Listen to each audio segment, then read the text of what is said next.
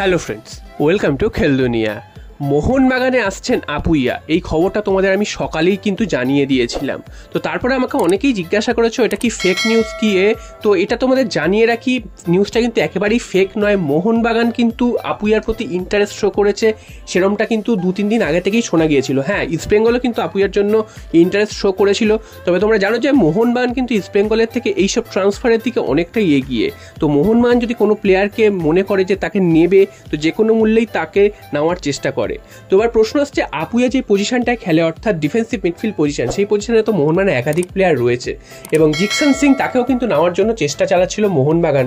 তো এবার প্রশ্ন হচ্ছে, যদি জিকসন সিংকেও মোহনবাগান নেয়, এবং কিছুদিন আগে শোনা গেছিল জিকসন সিংও কিন্তু প্রায় মোহনবাগানে পাকা হয়ে গেছে, তো তারপর আবার আপুইয়াকে নেওয়ার জন্য কেন চিন্তা ভাবনা করবে মোহনবাগান? তো জিকসন সিংও ভারতীয় দলের ফুটবলার, আপুইয়াও ভারতীয় দলের ফুটবলার, তবে আপুইয়া কিন্তু জিকসন সিংয়ের থেকেও অনেকটা ভালো ফুটবল খেলেন এবং মুম্বাইয়ের হয়ে তিনি কিন্তু এবছর যথেষ্ট ভালো ফুটবল খেলেছেন, আমরা সবাই দেখেছি। শুধু মুম্বাইয়ের এবছরের খেলা নয়, এর আগের বছরগুলোতেও আপুইয়া কিন্তু যথেষ্ট ভালো ফুটবল খেলেছে এবং মোহনবাগানের কিন্তু সবসময় টার্গেট ছিল আপুইয়ার দিকে লাস্ট 2-3 বছর ধরে, এবং 2-3 বছরেই কিন্তু মোহনবাগান তাকে নিতে পারেনি, একটুর জন্য ফসকে গেছে এবং শেষ বছর তো মুম্বাই সিটি এফসি তাকে তুলে নিয়েছে এবং আপুইয়ার সাথে একটা দীর্ঘমেয়াদী চুক্তিও করে নিয়েছিল। তো এবার মোহনবাগান যদি আপুইয়াকে নিতে হয়, তাহলে একটা বিরাট অঙ্কের ট্রান্সফার ফি মোহনবাগানকে দিতে হবে এবং সেই ট্রান্সফার ফিটা মোহনবাগানকে দিতে রাজিও হয়ে গেছে। তো যদি দিতে রাজি হয়ে যায়, সেক্ষেত্রে আপুইয়াকে নেওয়ার জন্য আর কোনো বাধাই থাকছে না এবং আপুইয়াকে কিন্তু একটা বড় অঙ্কের একটা স্যালারিও দেবে শোনা যাচ্ছে। তো স্যালারির পরিমাণ কত সেটা এখনো জানা যায়নি, সেটা পরের বিষয়। তো মোহনবাগানে কিন্তু আপুইয়া আসছেন এবং জিকসন সিং তাকে যে নেওয়ার একটা তোড়জোড় চলছিল সেটা কিন্তু বন্ধ করে দিয়েছে, অর্থাৎ জিকসন সিংকে মোহনবাগান হয়তো আর নিচ্ছে না, তার বদলে কিন্তু আপুইয়া আসছে। হ্যাঁ, এখন অবধি যেহেতু সিজন শেষ হয়নি, কোনো কিছু কনফার্মেশন নিউজ আসেনি বা অফিসিয়ালি কিছু কনফার্মেশন জানা যাচ্ছে না, তার জন্য কিন্তু তোমরা ভেবো না যে এই ডিলগুলো ভেতরে ভেতরে হচ্ছে না।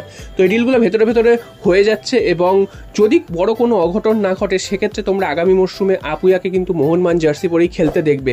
ইস্টবেঙ্গল ওই রেসে ছিল, তবে ইস্টবেঙ্গল কিন্তু অত পরিমাণ ট্রান্সফার ফি দিতে পারবে না, তাই জন্য কিন্তু মোহনবাগান এই রেসে অনেকটাই এগিয়ে গেছে এবং আপুইয়ার সাথে অ্যাডভান্সটা যে কথা চলছে, যে কোনো দিন সই হয়তো করে নেবে এবং আগামী জুন মাসে অর্থাৎ ট্রান্সফার উইন্ডো খুললে তখন কিন্তু এটার অফিসিয়াল কনফার্মেশন দেওয়া হবে।